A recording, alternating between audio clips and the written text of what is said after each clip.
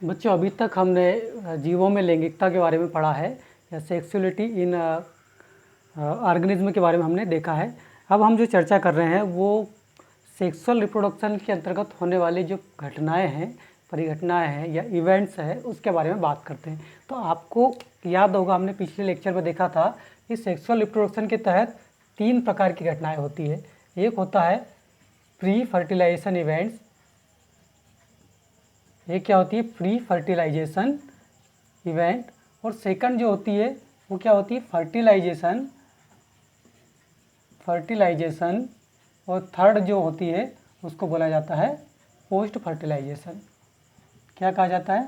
Post fertilization. ठीक है, post fertilisation. तो जो निषेचन के पहले की घटनाएं होगी वो प्री फर्टिलाइजेशन इवेंट्स कहलाएगी, और निषेचन के बाद की जो घटनाएं होगी वो क्या कहलाएगी? पोस्ट फर्टिलाइजेशन के अंतर्गत आएगी। हम बोले निषेचन पूर्व और निषेचन पश्चात की घटनाएं। तो निषेचन पूर्व की जो घटनाएं हैं वो 2 घटनाएं यहाँ पर मुख्य रूप से होती है। सबसे पहले आता है, हम इसमें बताएं तो गैमेटोजेनेसिस। सबसे पहले कौन सी? गैमेटोजेनेसिस। और दूसरी जो इवेंट्स होती है वो होती है ट्रांसफ़र ऑफ गैमेट। क्या होती है? Transfer of gamete. तो ये 2 घटनाओं के हम बारे में बात करते हैं आज कि गैमेटोजेनेसिस क्या है और ट्रांसफ़र ऑफ गैमेट क्या है। तो हम संक्षिप्त इसकी जानकारी लेते हैं। तो गैमेटोजेनेसिस जो होगा, आपको मालूम है कि जो एनिमल्स होते हैं उनके द्वारा जो ऑर्गेनिज्म होते हैं उनमें 2 प्रकार के युग्मकों का निर्माण होता है। एक होता है मेल गैमेट। क्या होता है? मेल गैमेट, जिसको हम इस सिंबल के द्वारा दर्शाएंगे आगे। और एक होता है फीमेल गैमेट। क्या होगा? Female gamete. इसको हम इस सिंबल के द्वारा दर्शाएंगे। ठीक है। तो ह्यूमन बीइंग में जो मनुष्य होता है या जो एनिमल्स होते हैं, हम यहाँ लिख दें एनिमल्स में जो मेल गैमेट होता है उसको क्या कहा जाता है? स्पर्म कहा जाता है। और जो फीमेल गैमेट होता है उसको एग या ओवा कहा जाता है। ठीक है, एग या ओवम कहा जाता है। ठीक है। तो नर युग्मक की हम बोले स्पर्म के बनने की जो प्रक्रिया है उसको बोला जाता है स्पर्मेटोजेनेसिस। स्पर्मेटोजेनेसिस कहा जाता है। तो नर युग्मक के बनने की प्रक्रिया, जो एनिमल्स होते हैं उसमें नर युग्मक के बनने की प्रक्रिया को स्पर्मेटोजेनेसिस या शुक्राणु जनन कहा जाता है। क्या कहते हैं? स्पर्मेटोजेनेसिस या शुक्राणु जनन कहा जाता है। उसी प्रकार से एनिमल्स में जो फीमेल गैमेट होता है, जो मादा युग्मक होता है, उसके बनने की प्रक्रिया को oogenesis कहते हैं। अंड जनन या oogenesis की प्रक्रिया कहते हैं। तो ये तो हो गया एनिमल्स के अंदर। ठीक है। और इसी प्रकार से यदि हम प्लांट्स की बात करें तो प्लांट्स में भी 2 प्रकार के युग्मक देखने को मिलते हैं। उसमें भी मेल गैमेट और एक होता है फीमेल गैमेट। तो जो मेल गैमेट होता है, आपको मालूम होगा प्लांट्स में जो मेल गैमेट है वो किस में पाया जाता है, कहाँ स्थित होता है? तो आपको मालूम होगा कि वो किस में होता है? पॉलन ग्रेन के अंदर स्थित होता है। किस में स्थित होता है? पॉलन ग्रेन या परागकण में स्थित होता है। और जो नर युग्मक होता है उसका साइज़ छोटा होता है। मादा युग्मक की तुलना में नर युग्मक का साइज कैसा होगा? छोटा होता है। इसलिए इसको एक नाम और है माइक्रोगैमेट कहा जाता है। माइक्रोगैमेट कहा जाता है। और जो मादा युग्मक होता है, फीमेल गैमेट होता है, उसका साइज कैसा होता है? बड़ा होता है। इसलिए मतलब इसकी तुलना में बड़ा होता है, इसलिए इसको बोला जाता है मेगा गैमेट। क्या कहा जाता है? मेगा गैमेट कहा जाता है। तो पॉलन ग्रेन में स्थित होता है ये। और इसके बनने की प्रक्रिया, किसके? मेल गैमेट के बनने की प्रक्रिया, क्योंकि नाम इसका माइक्रोगैमेट है तो हम इसको बोल सकते हैं माइक्रोगैमेटोजेनेसिस, या इसको माइक्रोस्पोर्स भी कहते हैं। मेल गैमेट को माइक्रोस्पोर्स भी कहते हैं और फीमेल गैमेट को मेगा स्पोर्स भी कहते हैं। तो हम इसको एक नाम और बता सकते हैं। क्या बता सकते हैं? माइक्रोस्पोरोजेनेसिस।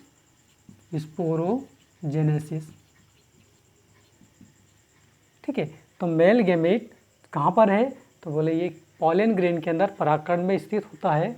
इसकी जो ये बनने की जो प्रक्रिया है वो कहाँ बनता है, ये हमको मालूम है। जिसका जो स्टेमन होता है, ये हम बोले कि जो पुंकेसर होता है उसके अंदर जो एंथर होगा, एंथर में पॉलन ग्रेन होगा, उसके अंदर इसका निर्माण होता है।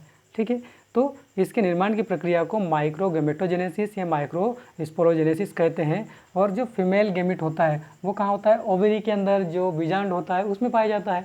हम यहाँ लिख भी दें, किस में मिलेगा, ये बीजांड के अंदर, उसको ओव्यूल कहा जाता है।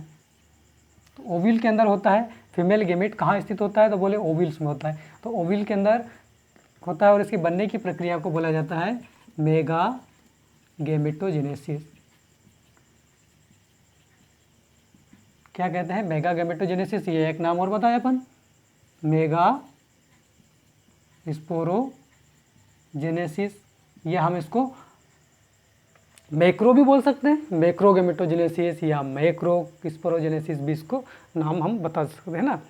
तो ये तो हो गया आपका एनिमल्स में और प्लांट्स में जो गैमेट्स होते हैं उनके बनने की प्रक्रिया के नाम। तो स्पर्मेटोजेनेसिस, oogenesis, माइक्रोगैमेटोजेनेसिस और मेगागैमेटोजेनेसिस, ये इनके बारे में डीपली हम अध्ययन जो नेक्स्ट चैप्टर होगा फ्लावरिंग प्लांट में रिप्रोडक्शन और ह्यूमन बीइंग में रिप्रोडक्शन, उस समय हम ये चीज़ों को अध्ययन करेंगे पूरा। तो ये तो होता है आपका गैमेटोजेनेसिस के बारे में। अब इसके बाद में आता है ट्रांसफ़र ऑफ गैमेट। सेकंड जो होता है, हम प्री फर्टिलाइजेशन इवेंट्स के अंतर्गत जो बात करते हैं वो करते हैं ट्रांसफ़र ऑफ गैमेट। तो गैमेट का एक स्थान से दूसरे स्थान पर जाना, या हम यूँ कहें कि निषेचन के लिए एक दूसरे के पास में आना। युग्मकों का एक दूसरे के पास में आना किसके लिए, निषेचन के लिए। तो किस प्रकार ये पास में आ रहे हैं, कौन से माध्यम इनको लग रहे हैं, क्या कोई किसी आर्गन के माध्यम से आ रहे हैं, किसी अंग के द्वारा आ रहे हैं, या फिर अपने एटमॉस्फेयर के द्वारा आ रहे हैं। तो हमको मालूम है कि जो ऑर्गेनिज्म होते हैं उनमें दो प्रकार के गैमेट बनते हैं, हम बात कर चुके हैं। एक होता है कौन सा, मेल गैमेट, और दूसरा होता है फीमेल गैमेट। तो हम यदि किस में बात करें, लोअर या सिंपल प्लांट्स की हम बात करें, किसमें, सिंपल प्लांट्स की बात करें, हम इसके अंदर क्या क्या किसका बात कर सकते हैं, हम सिंपल प्लांट्स में, सिंपल प्लांट्स एंड हम बात करें यहाँ पर एल्गी की बात भी कर लें। एल्गी है, साथ में हम किसकी बात करें, ब्रायोफाइट की बात करें, और हम एक और बात करें इसमें टेरिडोफाइट की बात भी करें। टेरिडोफाइट, तो ये जो होते हैं एल्गी, ब्रायोफाइट्स और टेरिडोफाइट, तो इसमें जो युग्मकों का ट्रांसफ़र है वो पानी के माध्यम से होता है। किसके द्वारा, वाटर के माध्यम से होता है। इसमें जो एल्गी होती है और ब्रायोफाइट्स होते हैं, एल्गी और ब्रायोफाइट्स में जो गैमेट होते हैं वो मेल गैमेट और फीमेल गैमेट दोनों कैसे होते हैं, मोटाइल होते हैं।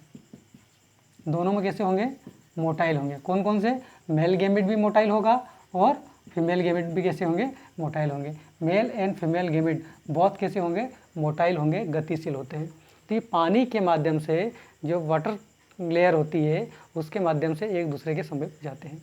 टेरिडोफाइट के अंदर बात करें हम, तो टेरिडोफाइट में जो मेल गैमेट होता है वो मोटाइल होता है, और जो फीमेल गैमेट होता है वो कैसा होता है, नॉन मोटाइल होता है। तो ये भी वाटर के माध्यम से, पानी के माध्यम से ये जो मेल गैमेट है वो फीमेल गैमेट तक पहुँचते हैं।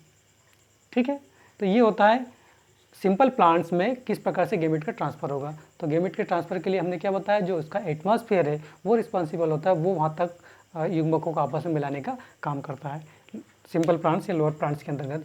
अब हम बात करें यदि हायर प्लांट्स की बात करें, किसकी, हम हायर प्लांट्स की बात करें, तो हायर प्लांट्स में अभी हमने जो चर्चा करी है, जो हायर प्लांट्स होते हैं,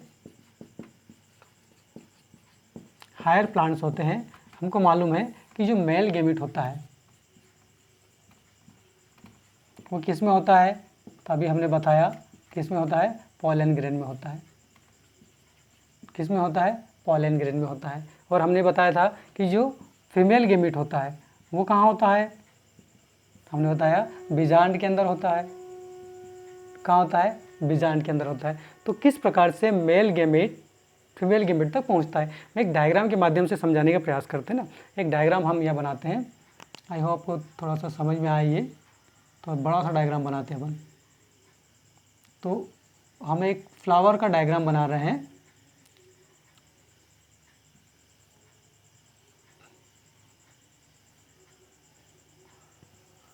ये जो स्ट्रक्चर है आपको ध्यान होगा, हमने यहाँ पर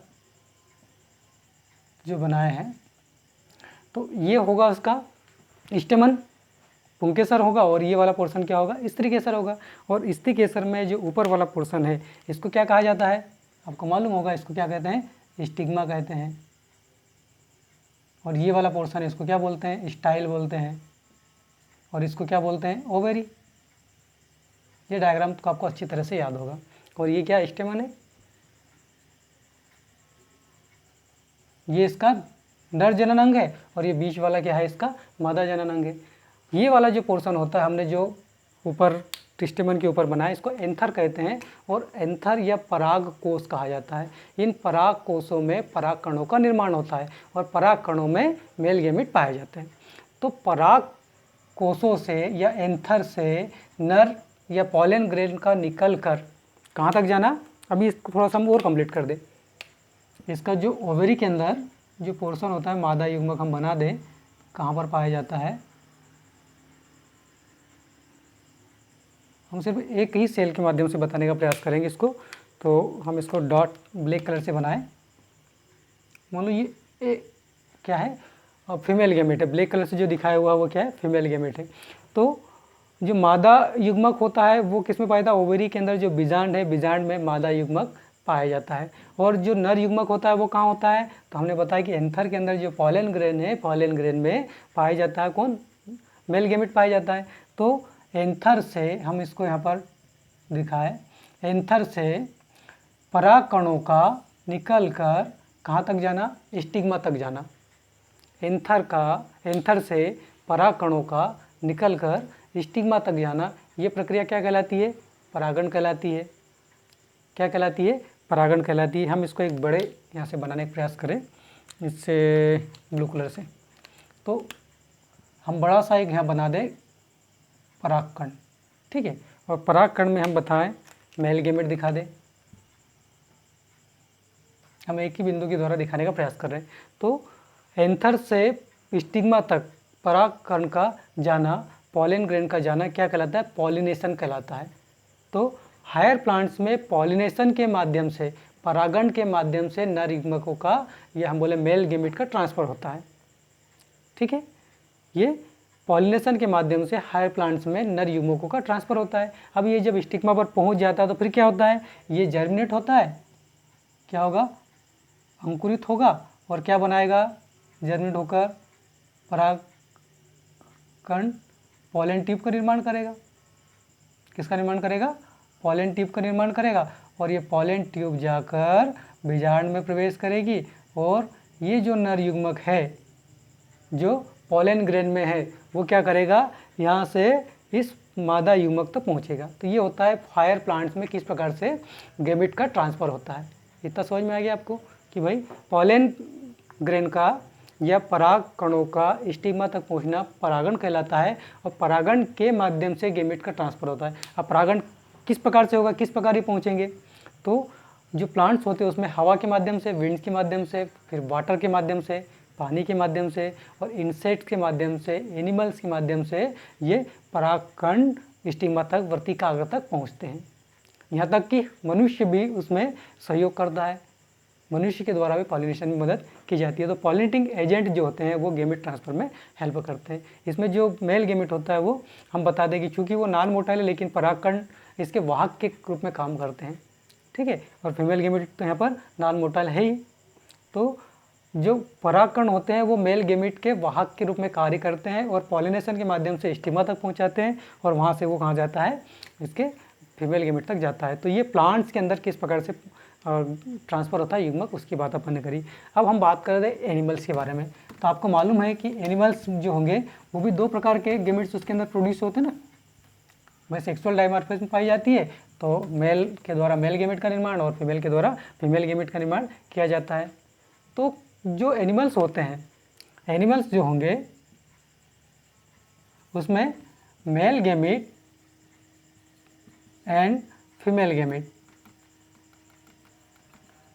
तो मेल गैमेट को फीमेल गैमेट तक पहुंचाने का काम, एनिमल्स में मेल गैमेट को नर युग्मक को मादा युग्मक तक पहुंचाने के लिए विशेष प्रकार के अंग होते हैं। इनका जो रिप्रोडक्टिव सिस्टम है, जनन तंत्र है, वो विकसित प्रकार का होता है।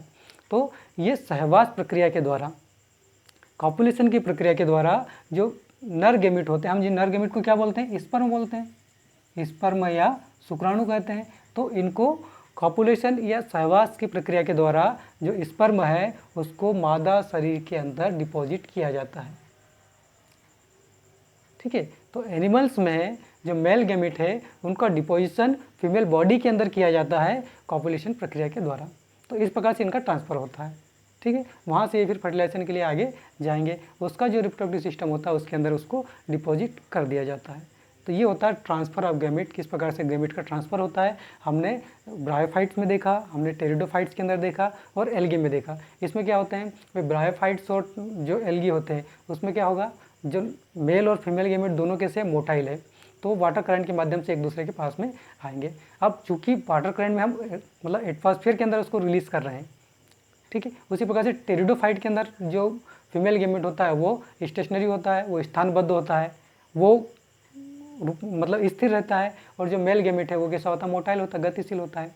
तो वाटर करंट के द्वारा, पानी के द्वारा ये एक दूसरे के पास में आते हैं। तो इस स्थिति इसमें संभावना कम रहती है निषेचन की ना। जब उसको अपने बाहरी एटमॉस्फेयर के अंदर या बाहरी वातावरण के अंदर जब उसको रिलीज़ किया जाता है तो दोनों युग्मकों के आपस में मिलने की संभावना कम हो जाती है। तो इस स्थिति में इनके द्वारा क्या किया जाता है, बहुत ज़्यादा मात्रा के अंदर स्पोर्स का ही हम बोले गैमेट का गैमेट को रिलीज़ किया जाता है, ज़्यादा मात्रा में प्रोड्यूस किए जाते हैं और उसको रिलीज़ किए जाते हैं वाटर बॉडी के अंदर, जिससे कि इसकी प्रोबेबिलिटी बढ़ जाए, गैमेट के पास में आने की प्रोबेबिलिटी बढ़ जाए और फर्टिलाइजेशन हो सके या निषेचन हो सके। तो ये तो हो गया आपका कि किस प्रकार से गैमेटोजेनेसिस की कौन कौन सी प्रोसेस होती है, क्या क्या टर्मिनोलॉजी है वो बात हमने करी, और गैमेट का ट्रांसफ़र किस प्रकार से होता है उसके बारे में चर्चा करी। ठीक है।